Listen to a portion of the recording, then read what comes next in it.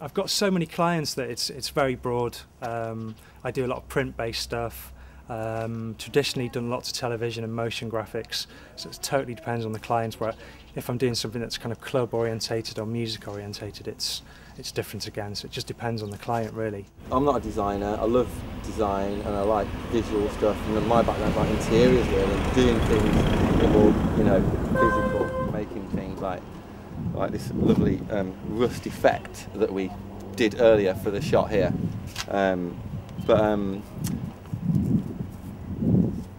Yeah, like I'm not a designer, so I like things just to be easy, do you know what I mean? I like it to be like, you know, just say, if you find the right person as well, I think that's the important thing. You find a person who you like the work that they do anyway, and then rather than kind of going, well, it's all right, but make it a bit like this, and then you compromise in their sort of ideas, do you know what I mean, into a wishy-washy mishmash of something which, you know, not being a designer, why should I tell them what to do, sort of thing? Well, Alex I like to refer to as the artistic director, because he doesn't do really much more than that, to be honest, but thanks.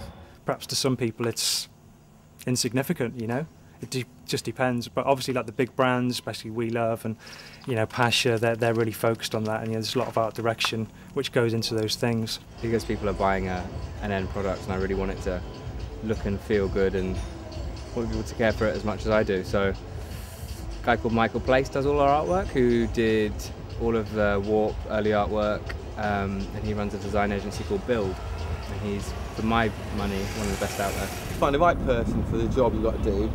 So, you know, obviously someone who can draw pictures or nick pictures, you know what I mean, without getting caught.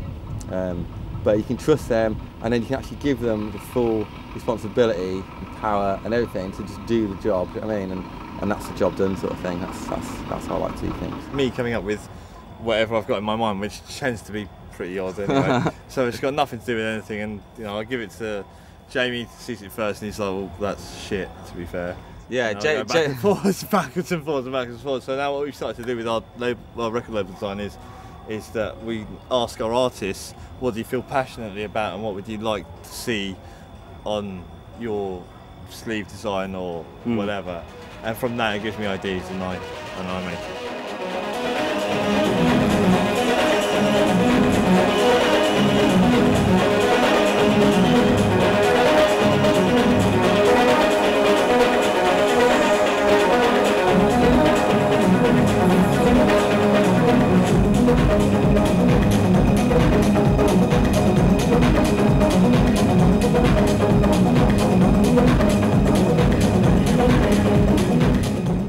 Yeah, the We Love artwork this year, I've noticed that they've introduced like a second, this is me being a designer geek, but I noticed they introduced like a secondary font for the text on the bottom of the flyers, and I think that works really well, because last year they just used that same font, and sometimes I found it quite difficult to read, but at the moment it's working really well, and I really like the continuity of all the illustrations and the colour changes, so I think it's working really well. Kind of depends on the actual project itself. So We Love, you can tell it's been very much considered. Some flyers, yeah, are more throwaway, and it depends. If you've got fans, they're going to want to collect them, so they're almost like little collector's items. And for example, the Love Jam party we've got on the 8th birthday in October, we've done our tickets printed on beer mats, which is just, you know, just something a bit more quirky. Again, just so people, the idea is it is a collector's item, so it's handwritten. You know, you get your own personal beer mat ticket, so it's just little daft things, you know. I mean, design is just about creating something that's worthwhile and quality, you know what I mean, I think, and something that people can immediately get something out of, you know, whether it's an image about music or architecture or anything that is sort of creative in any form, or anything even just like a can or something, you know what I mean. It's like it's important throughout everything in life.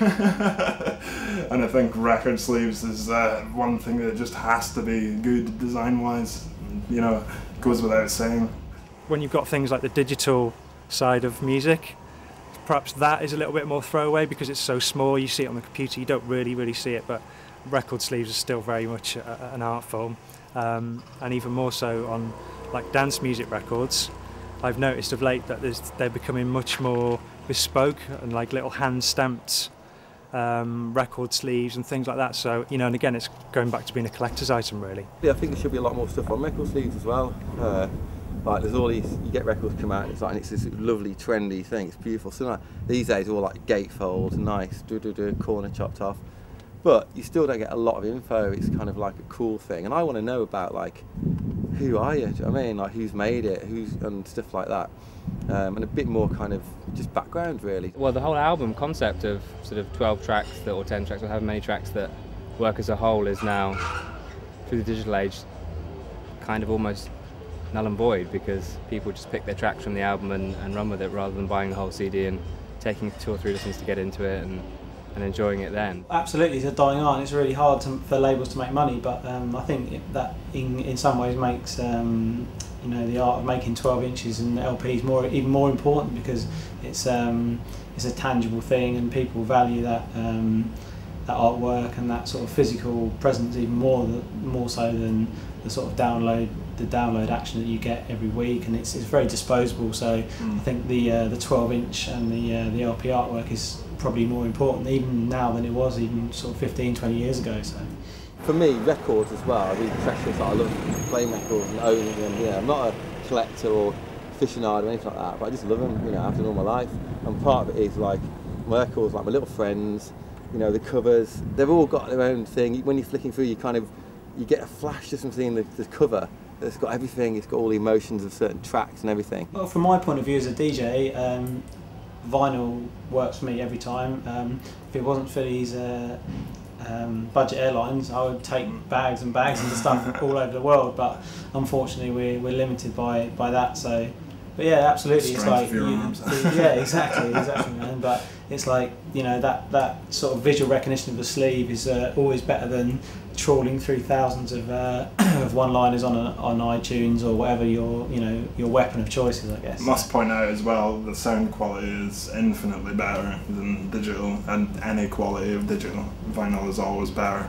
It's analog, you know. It's better. Long live vinyl. Yeah, definitely. And I think, you know, the thing with the modern music industry kind of digital collapse or whatever, it means that the people who are in it to make money aren't in it anymore. It's only people who are making music. So I think we're in a good era.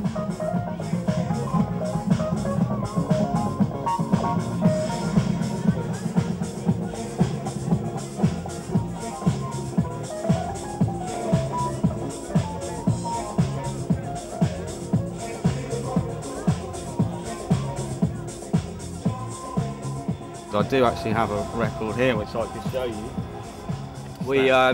I mean, there's a lot more effort kind of gone into this, a lot more emphasis on the product itself. So it isn't just a record on black vinyl. It is in fact a lovely, picture this. Yeah. We've got the Colonel going on here. So yeah. General comedy thing running. If we get sued by the Colonel or KFC, then you know it would make us. Well, we'd be well known. We'd be skint, but people would know who. We're skint anyway, so yeah. It doesn't make any difference, doesn't it? But I mean, as you can see, there's a lot more emphasis here on the whole design thing. You know, yeah. It's. I think we've learned a lot as we've developed the label. Basically, I think the thing is with vinyl now and what we did with this vinyl, it came out the peach disc. It was. I mean, it cost us more to produce, but it sold out in the first like a few hours of it being on pre-release. It's a very expensive experiment. But you know, and that's what they want. It's something collectible, because at the end of the day, everyone's a digital DJ and blah blah blah blah blah blah. I'm not a digital DJ. Yeah.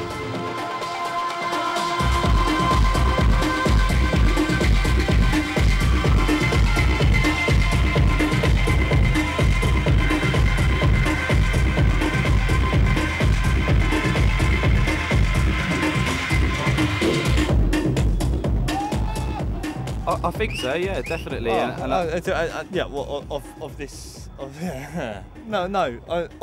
this scale, there's no point, because people. Oh, there is a point. There is a point. Well, no, I don't mean that. There is a point, but